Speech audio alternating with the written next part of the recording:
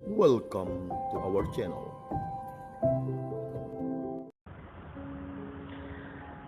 Selamat pagi, selamat hari Minggu, saudara-saudari terkasih dalam Kristus.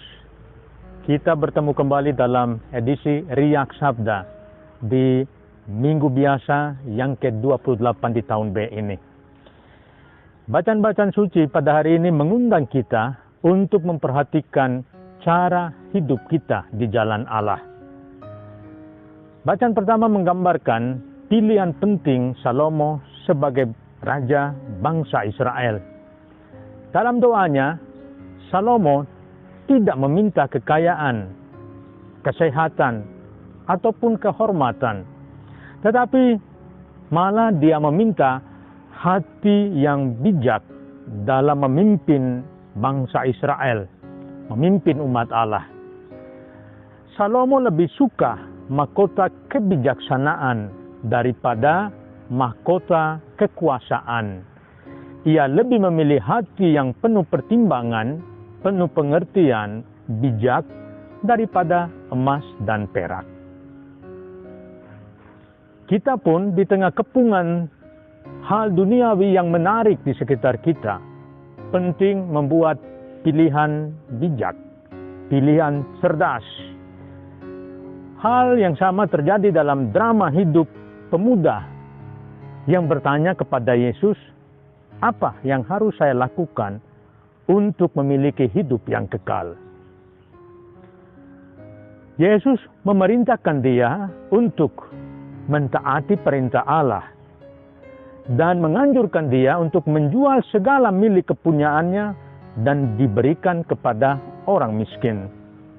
Dan setelah itu dia boleh mengikutinya. Apa yang terjadi?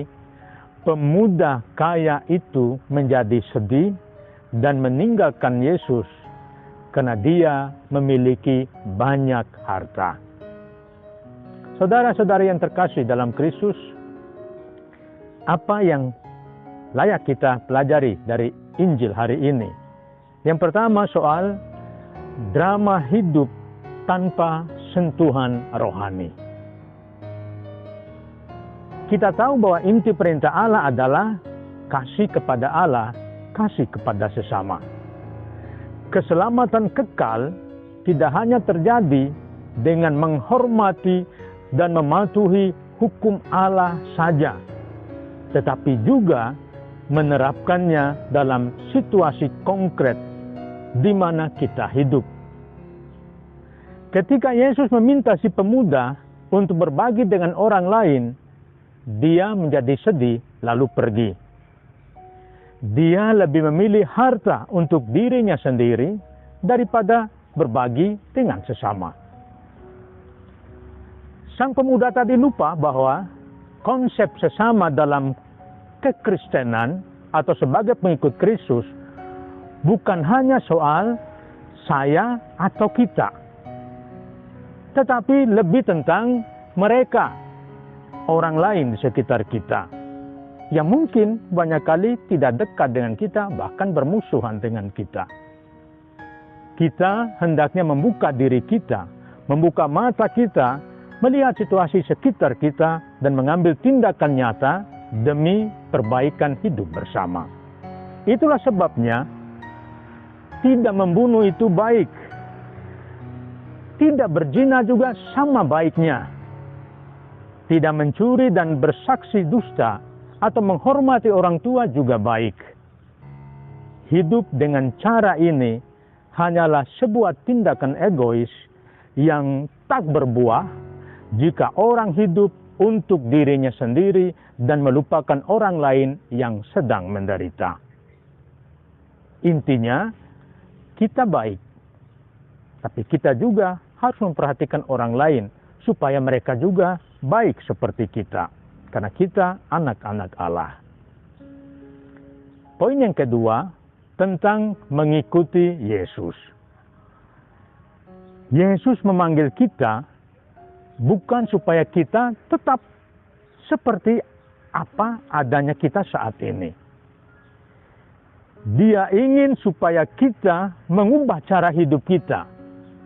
Memang kita sudah baik, tapi Yesus ingin kita makin baik. Itulah hal yang tidak dimengerti oleh si pemuda dalam Injil hari ini. Dia pergi dengan sedih karena Yesus mengusulkan cara hidup baru, cara hidup yang berbeda dengan hari kemarin. Bila kita datang kepada Yesus dengan tanpa mau diubah olehnya, maka hidup kita akan begitu-begitu saja tidak berdampak. Tapi ketika kita datang pada Yesus, selalu ada tawaran untuk semakin baik, semakin baik. Dan itu mengandaikan kita mau berubah dari cara hidup yang sekarang ini. Hal yang sama berlaku dengan kekayaan. Harta benda itu sifatnya netral dan berdimensi sosial. Tapi banyak orang yang melekatkan diri pada harta tanpa melakukan sesuatu untuk kebaikan orang lain. Yesus mengatakan, lebih mudah seekor unta melewati lubang jarum daripada seorang kaya masuk ke dalam kerajaan surga. Harta benda dapat mengubah hati kita seolah-olah itulah satu-satunya tujuan hidup kita. Kita lalu melupakan Allah. Karena seolah-olah yang lebih menarik harta benda kekayaan kita. Allah seolah-olah tidak menarik lagi. Harta dapat mengubah hati kita seolah-olah itulah satu-satunya tujuan hidup kita. Ketika kita lebih mementingkan harta, kita bisa melupakan Allah. Kita lupa bahwa ada nilai-nilai lain yang lebih penting dan utama daripada hanya sekadar uang dan harta. Nilai-nilai itu bahkan sesuatu yang tidak bisa dibeli dengan uang, dengan harta yang kita miliki. Seperti apa? Seperti kesetiaan dalam hidup perkawinan atau dalam panggilan. Relasi yang berlangsung hingga kekal. Atau persahabatan indah yang saling meneguhkan, keadilan, cinta kasih tanpa batas. Itulah nilai-nilai yang hanya kita dapatkan kalau kita bersatu dengan Tuhan. Nilai-nilai itu kita tumbuh kembangkan hanya dalam kedekatan kita dengan Allah. Artinya, semakin kita dekat dengan Tuhan, semakin kita teguh mengamalkan nilai-nilai kebaikan. Dan tentu semakin cerdaslah kita, semakin bijaksanalah kita. Jadi, kalau kita ingin hidup kita makin baik, makin bijak, makin cerdas, mengandaikan relasi kita dengan Allah yang terus kita perbarui dalam hidup kita sehari-hari. Dan saya percaya dengan relasi yang kita bangun tiap hari bersama Allah, hidup kita pun makin berubah dari hari ke hari. Dan kita justru menemukan diri kita tidak gampang melekatkan diri kita pada hal-hal duniawi, harta, uang, jabatan, dan lain sebagainya. Karena di atas segalanya, Tuhan berkuasa atas kita. Hidup, mati kita ada di tangannya. Selamat hari Minggu, Tuhan memberkati Anda semua. Jika kamu suka video ini, like dan share kepada teman-teman seiman. Jika kamu ingin mendapatkan update-update terus, tekan subscribe dan hidupkan tombol lonceng. Terima kasih, Tuhan memberkati kita selalu.